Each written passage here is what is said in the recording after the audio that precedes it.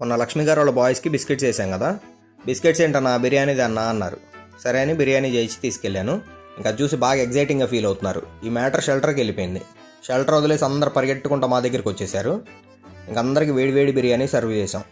కొంతమందికి మూతులు కూడా గాలాయి, ఏం పర్వాలేదు, ఉఫ్ ఉఫ్ అని ఊదుకుంటా తినేశారు. ఇక్కడ ఇది ఉంటే ఇంక ఈ మ్యాటర్ పక్క గ్రామానికి వెళ్ళిపోయి వాళ్ళు కూడా వచ్చారు.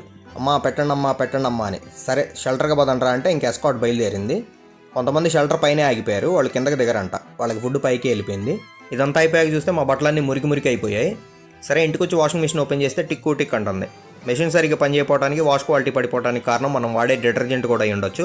సరిగ్గా కరగని లిక్విడ్ డిటర్జెంట్స్ వాడటం వల్ల మన మెషిన్ డోర్ రబ్బర్స్ పాడవుతున్నాయి, వాష్ క్వాలిటీ కూడా పడిపోతుంది.